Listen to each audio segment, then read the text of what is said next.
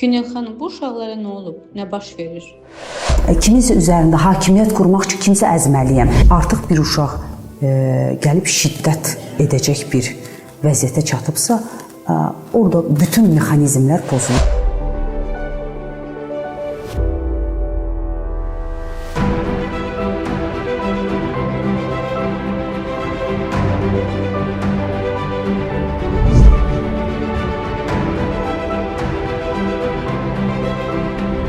Mən yaxşı olum valideyn olaraq, mənim uşağım yaxşı olsun, öz hüquqlarını bilsin. Bəs mənim uşağım başqalarının hüquqlarını bilir.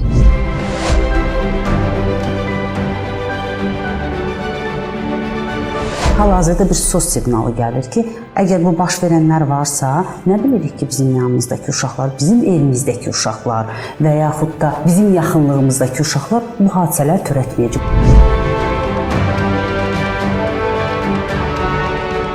Məndən ötdü qardaşıma dəydi ki, əsas odur mənim uşağımlıq deyil. Ədalət hissi, haqq hissi, haqların qorunmaq hissi. Özümüzü qoruyaq, başqalarını necə qoruyaq? Sanki bir narsist uşaqlar yetişdirmək məqsədli gedir bütün proqramlar, bütün mexanizmlər.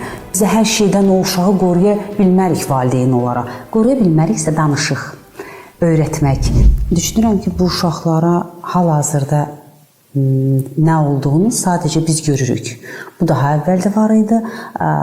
Bu qədər sosial medianın olmamağı, bu qədər açıq-aydın hər şeylərin müzakirə olunmamağı, valideynlərin daha çox uşaqlarına yönəlik olmağı hal-hazırda bu hadisələri daha qabarıq şəkildə göstərir. Gördüklərimiz bir baxaq ki, bu niyə baş verir, nə üçün baş verir? Biz valideyn olaraq nə qədər uşaqlarımızı görə bilirik. Görə biliriksə nə qədər eşidə bilirik.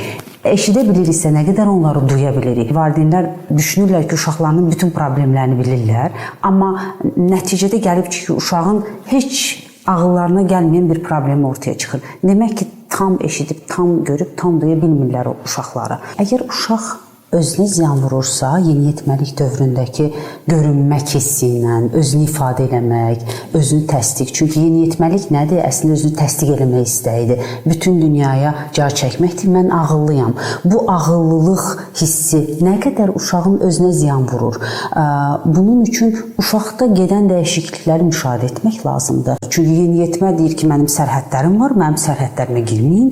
Valideyn o sərhəddə girməmiş, amma mütləq bir nəzarət proqramının içində olmalıdır. Valideyn məktəblə əlaqədə olmalıdır və məktəb, yəni müəllim, eşidilən tərəf olmalıdır. Müəllim zəifdir, müəllim heç də bilmir, müəllim uşağımı incitmək istəyir hissi ilə yox. Müəllimi daha aydın dinləyəndə, daha obyektiv dinləyəndə uşağında nə baş verdiyini görə bilər o valideyn. Çünki müəllim o uşağı uşaqlar arasında görür. Müəllim o uşağı tək görmür. Əgər o uşaq başqa o cəmiyyətin içində, o sinifin içində, sinif yoldaşlarının içində həm özünə, həm də başqalarına ziyan vermək və yaxud da davranışlarında fərqli bir şey varsa, müəllim bunu daha aydın görə bilər. Çünki topluluq içərisində, cəmiyyət içində kiminsə fərqli davranış daha yaxşı görə bilirik. Belə bir dövrə girmişik ki, bu nəsil valideyn olaraq sanki bir narsist uşaqlar yetişdirmək məqsədli gedir bütün proqramlar, bütün mexanizmlər ki, mənim uşağıma mən ancaq söz deyə bilərəm. Mənim uşağımın haqları, hüquqları razıyam. Bizim uşaqlarımızın haqları, hüquqları, onlar müdafiə olunmalıdır. Amma müəllim sanki başqa cəbhədədir hissini yaradılır bu uşağa. Müəllimlə eyni cəbhədə getdiyimizi uşaqlara anlatmalıyıq ki, müəllim bizdən eyni cəbhədədir, onunla döyüşmürük. Onunla bərabər biz həyat yolumuzu addımlayırıq və bu həyat yolunda, uzun bir həyat yolunda müəllim bizim yanımızdadır. Əgər biraz həm valideynlərin, həm uşaqlarımızın o narsistik tərəfini qırağa qoyarsaq, orada müəllimin avtoritetini üzə çıxardıb uşaqlarımız üçün xeyirli bir addım atmış olarıq. Təbii ki, bu valideyndən gələn bir məsuliyyətdir ki, müəllim bu haqqa sahib olsun ki, bu uşaqlara irad bildirə bilsin. Həm bullyinqə uğrayana, həm də bullyinqə uğrayanı qoruya bilsin. Bullyinq edənləri isə o haqqa sahib olsun ki, onlara etiraz bildirə bilsin. Bağ yaradılmalıdır uşaqlar arasında, o dostluqlar, o valideynlər arasındakı kommunikasiya. Bir müəllim əgər bir sinifdə 20-25 uşaq varsa, hər kəsi görməyə bilər, hər kəsin valideyni ilə ayrı-ayrı danışmaya bilər, buna zaman çatdırmaya bilər. Amma o bağ, o kommunikasiya olarsa, orada bir uşaq indi hal-hazırda yaxşı vəziyyətdə deyil, daha tez öyrənə bilərlər. Xüsusən valideynlərdən danışacaqdım. Çünki məndən ötdü qardaşıma dəydi. Bu duyğuda yaşayan cəmiyyətin böyük bir hissəsi var ki, əsas odur mənim uşağımlıq deyil. Əsas odur ki, mənə olunmur bu, mən eləmirəm, mənə olunmur. Mən qıraqdayam. Özümüzü qoruyaq, başqalarını necə qoruyaq? Əgər ədalət duyğusunda yaşayan bir valideyn varsa və onu aşılayırsa uşağına və uşağını bununla maarifləndirərdi ki, bəs ədalət, bəs kimisə qorumaq hissi, bəs dostluq, bəs o dostluqdakı dəyərlər, axı bir sinifdə oxumaq ilin 9 ayını bir yerdə olmaq deməkdir. Orada bir dostluqlar var, orada bir dəyərlər var və sən o dostunu necə qorumursan və yaxud da bu dostlarına səhv elədiyini necə demirsən? Ədalət duyğusunu aşılaya bilmirik. Empatiya hissi öyrədilən hissdir. Empatiya qur sözünü deməklə o uşaqlara empatiya vurdura bilmərik. Empatiyanı o uşaqlar bizdən öyrənir, valideyndən, yaxın ətrafından öyrənir. Əgər bir uşaq bullying yaradırsa, onun psixoloji tərəfindən baxaq. İlk növbədə onun valideynlərində ciddi bir sorun var. Ola bilər ki, o valideynlər çox ideal bir portretə sahibdirlər, amma o valideynlərin arasında çox kəskin və ya çox toksik, sağlam olmayan bir mühit var.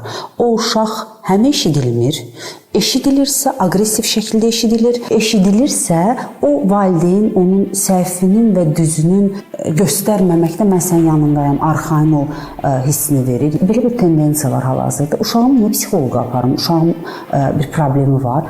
Uşağımızın problemi başlamamışdan onu mütəxəssisə yönləndirməliyik ki, o uşaqda o problem yaranmasın.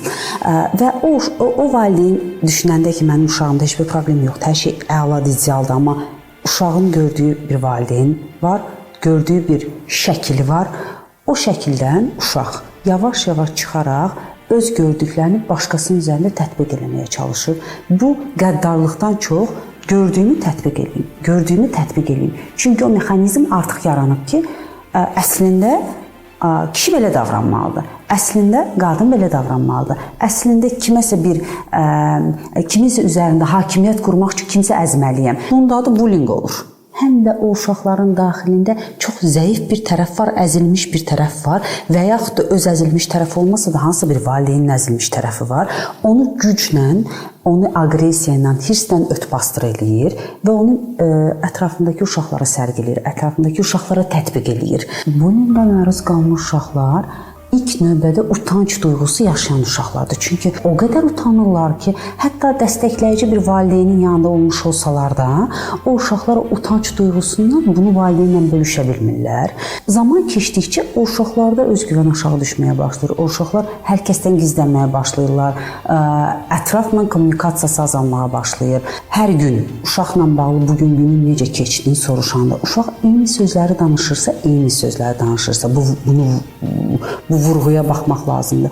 Bu uşaq niyə hər gün eyni sözlər danışır? Sanki yalan danışır. Yalan danışır da sanki nələrinsə üstünü gizlətməyə çalışır. Uşaqlarımızın duyğularını soruşsaq ki, günün yaxşı keçib, bəs necə hiss edirsən özünü? O hiss edirsən sözünlə əgər gününə uyğun cavabında hissi üst-üstə düşmürsə, anlamalıyıq ki, orada düzgün getməyən bir hadisələr var. Bir də bullying yaşayan uşaqların ailə portretinə baxaq. O bullying yaşayan uşaqların ailə portretində iki hal mövcud olur. Ya orada valideynlərdən biri çox özünlə bağlı aşağı duyğulardadır, özünü əksik hiss edir, özünü yetərsiz hiss edir. Hətta bunu səsləndirməsə belə, o uşağına ötürdüyü duyğu yetərsizlik duyğusudur. O uşağına ötürdüyü duyğu əksiklik duyğusudur. Ona görə bu uşaqlar bullyingə məruz qalmağa çox açıqdırlar, yəni çox ehtimallı olunandır bu uşaqların bullyingə məruz qalmaq. Digər isə valideyn tərəfindən susturulan uşaq ki, necə susturulan?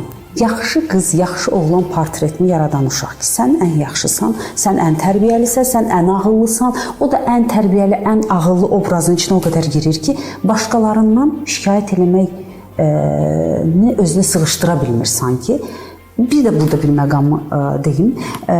O uşaqlar bəli, bullying edən uşaqlardan qorxurlar. Bullying edən uşaqdan çox bullyingə uğrayan uşaqlar üzərində çalışmaq lazımdır. Çünki bullying edən uşaqlar özlərinə zəif bir fiqur seçməyə çalışırlar.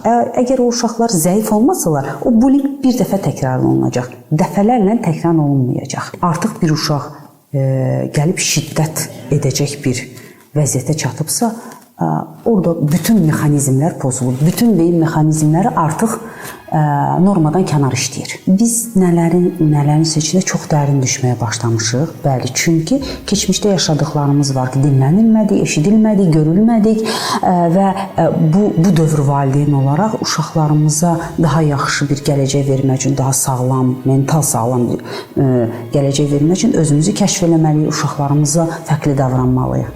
Amma burada bir məqam var. Yalnız hər şey mənə aiddir. Mən yaxşı olmalıyam, uşağım yaxşı olmalıdır. Başqasının sərhədlərini bilməmək, başqalarının nə hiss elədiklərini duymamaq, başqalarının nə yaşadığını sanki belə bir veçsizliyin içində olmaq. Hər şey mənə fokusludur. Mən yaxşı olum valideyn olaraq, mənim uşağım yaxşı olsun, öz hüquqlarını bilsin. Bəs mənim uşağım başqalarının hüquqlarını bilir. Mənim uşağım müəllimin hüquqlarını bilir, mənim uşağım dostumun hüquqlarını bilir, onun sərhədlərini tanıyır.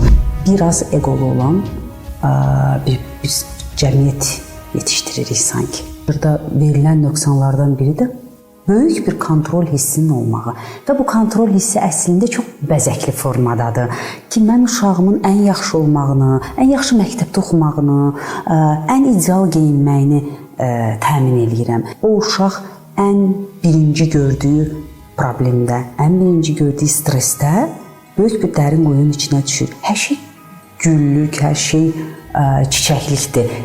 Amma o uşaq bilsə ki, bu həyat yolunun üstündə hər an o çətinliklə qarşılaşa bilər. Hər an bu həyat yolunun fərqli bir tərəfi də ola bilər. Yox, sadəcə o uşaq reallığın içində böyüsün, illüziyanın içində yox. Və uşaq buradan çıxıb bir cəmiyyətə içinə düşəndə ona olan etirazlara qarşı olan şiddəti fərqli olur ki, mənə etiraz edə bilməzsiniz. Çünki mən idealam, çünki mənim ailəm idealdır. Biraz o kontrolü buraxıb, o həyat yolunda uşağa bu formada dəstək ola bilər ki, buradayam, çox yaxında deyiləm, çox uzaqda deyiləm, amma buradayam. Yəni, mənə ehtiyacın olarsa, döndüyün an məni burada tapa bilərsən.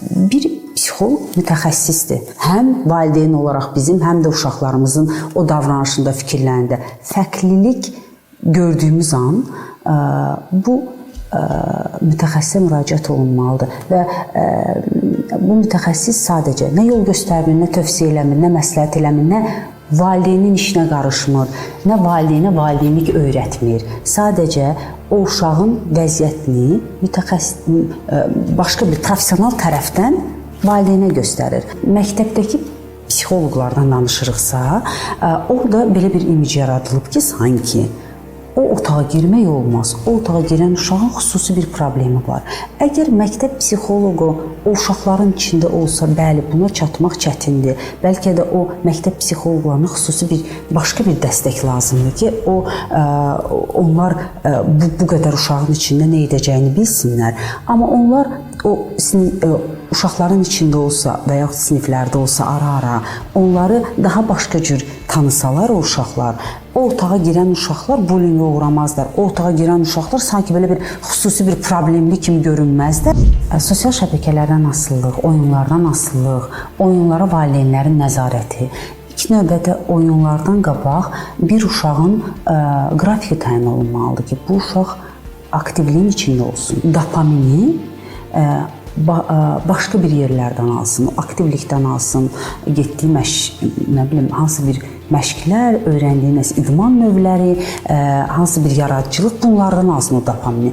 Və əgər bir uşağın artıq bu prosesi başlayıbsa ki, bu Robloxlar, bu kimi oyunlar, valideyn hətta o sərhəddi pozmuş olsa da necəsə bunu nəzarətə götürməlidir. Yaxud da YouTube-dan olan videolar, nələrsə, bəli, yeniyetmə uşağa sərhəd göstərərək bunu etməlidir. Amma yeniyetmə yaşına çatmamış uşaqlardan söhbət gedirsə, orada valideyn nəzarətlə, saatla, dəqiqə ilə, bir telefonla, iPad nələrsə uşağa verməlidir Əks halda uşaq bir yerdən sonra dopamini ancaq o ekrandan aldığı üçün nə istəyi olmur, nə enerjisi olmur, başqa yerdə oynamaq istəmir, başqa bir aktivliklə məşğul olmaq istəmir. Uşaqlarla söhbət olunmalıdır. Bu normalar uşaqlara bəlkə 100 dəfə, bəlkə 1 milyon dəfə deyilməlidir. Biz hər şeydən o uşağı qoruya bilmərik valideyn olaraq. Qoruya bilməriksə danışıq, öyrətmək, dəfələrlə öyrətmək, dəfələrlə demək bizim uşaqlarımızı edə biləcəyi təhlükələrdən, təhlükəli addımlardan, yaşaya biləcəyi təhlükələrdən çox qoruya bilər. Yeniyetmə dövrünə qədər olan uşaqlarda daha çox bullying və bu bullyingdən yaradılmış qorxular, yeniyetməlik dövründə isə daha çox valideyni eşitmək istəməmək, özünün egosuna yaranmış problemlər. Çünki valideyni eşitmək istəmir, valideyn onun üçün öz avtoritetini itirir. Böyütdüyümüz uşaqların dəyərlərini üzə çıxartmaq. O da hansı dəyərlərə sahib olduqlarını. Çünki bizim verdiyimiz dəyərlər var. Uşaqların zamanla yaşadığı mühitdə aldığı formalaşan dəyərlər. O dəyərləri üzə çıxardanda orada sağlam bir gələcəyi hamımız edə bilərik. Sağlam bir gələcək qura bilirik birlikdə və bu hamımızın vəzifəsidir. İstir müəllim olaq, istir valideyn olaq, istir sadəcə qıraqdan bir izləyici olaq. Dəyərlər, uşaqların dəyərləri və bizim verdiyimiz dəyərlər. Onları aşıladıqca, ortaya çıxartdıqca o sağlam gələcəyi özümüz də görə bilirik. Müəllimlərə tövsiyəmdən çox bugün valideynlərə müəllimlərin avtoritetliyini hiss edin. Əslində onlar sizin uşaqlarınızın bir getdiyi yolda bir çıraqdılar.